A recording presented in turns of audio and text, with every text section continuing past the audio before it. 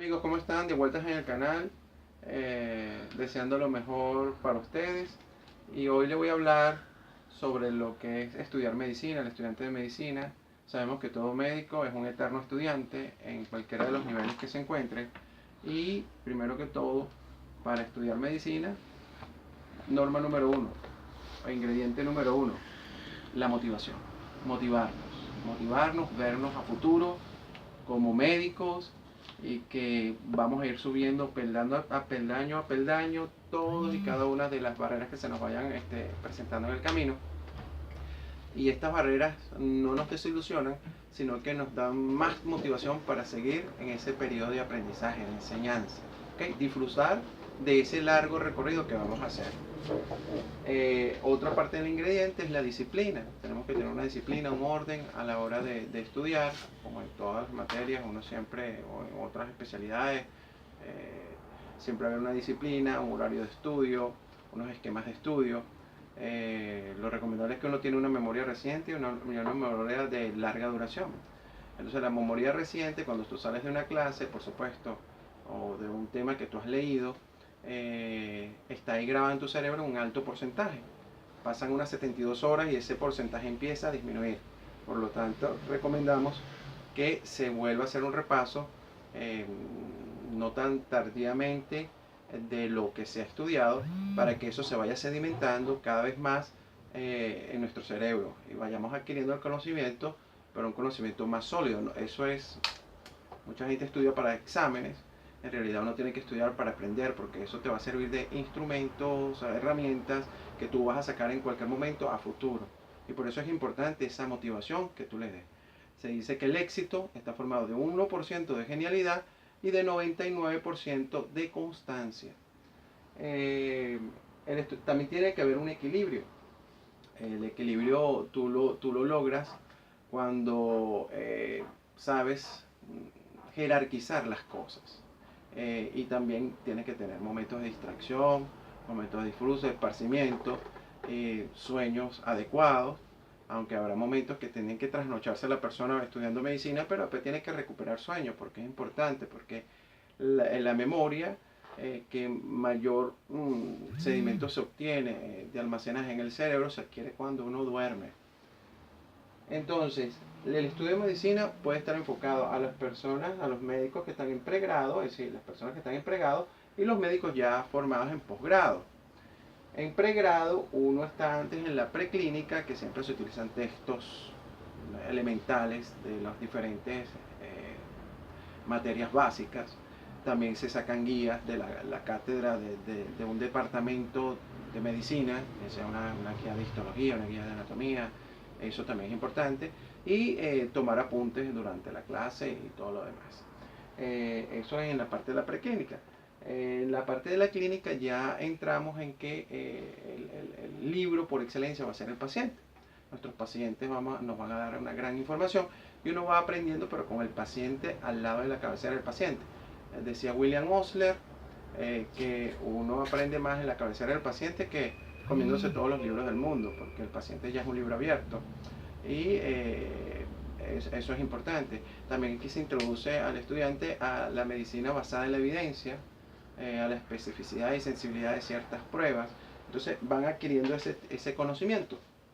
Ya la persona, cuando está en posgrado, no solamente sigue con sus textos, sigue retroalimentándose en sus conocimientos, sino que también aquí entra la parte de lo que las revistas médicas, ahí se discute, uno agarra ahí las experiencias de los especialistas en las revistas, y le van dando una orientación a los casos clínicos, por ejemplo, y uno sigue estudiando y formándose en ese aspecto. Y también entra mucho el estudio de revistas médicas. Bueno, se me ocurre, por ejemplo, New England Journal of Medicine, Análisis Interno de Medicina, Circulation, Postgraduate, etcétera, etcétera. Entonces siguen formando, siguen formando. Es bueno cuando uno estudia un tema de medicina, por ejemplo, los típicos cuestionarios. ¿Sí? Tú, antes de empezar un tema, tú trata de tomar unos minutos para ver qué sabes tú de ese tema. Ese tiempo te va a permitir a ti a concentrarte en lo que vas tú a revisar a posteriori. Posteriormente tú puedes hacer esos cuestionarios de preguntas sencillas base a lo que tú has estudiado, y ahí puedes empezar a solidificar tus conocimientos. Otra forma de estudiar ciertas cosas de la medicina son los algoritmos, los flujogramas. Entonces, por ejemplo, uno dice edema, por ejemplo, generalizado, localizado, y uno va haciendo una disgregación, una clasificación de X enfermedad, por ejemplo.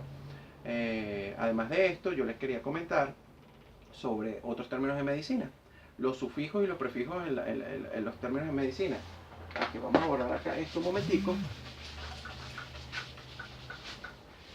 Y bueno, yo quería hablar un poquito de lo que es los sufijos en medicina y los prefijos. Los sufijos es la parte terminal de la raíz de una palabra. Entonces tenemos los itis y las algias. ¿Verdad? Cuando ponemos el itis, hablamos de inflamación y no estamos definiendo qué fue lo que originó la inflamación, sino la inflamación en general. Entonces, por ejemplo, tenemos la parte de la piel, que es dermatitis, por ejemplo. Tenemos, por ejemplo, una serosa, que es una membrana que cubre cualquier órgano. Vamos a la serosa del corazón, que es el pericardio. Si esa se inflama, sería pericarditis, ¿verdad? Y así también podemos hacerlo con un órgano, por ejemplo, el apéndice, que es el extremo distal del ciego a nivel del colon, ¿verdad? El colon ascendente, ese ciego. Hay una cuestión que es esto. Vamos a hacer un dibujito. Entonces, esto es el apéndice. Entonces, si se inflama el apéndice, es apendicitis. Y así sucesivamente. Con respecto a las algias, es para hablar de dolor. Por ejemplo, si yo digo que tengo una mialgia, es un dolor muscular.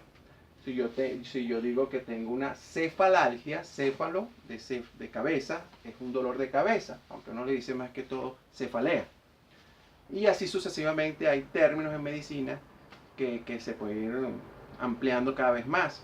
Cuando ponemos estos son los sufijos, los prefijos, por ejemplo, a y an, por ejemplo, algesia, eso es la parte de calmar, ¿verdad? Entonces tú dices analgesia, un calmante, ¿verdad? Algo que es analgésico. Un analgésico, un medicamento que se da para calmar el dolor, por ejemplo. Y vamos a poner el ejemplo de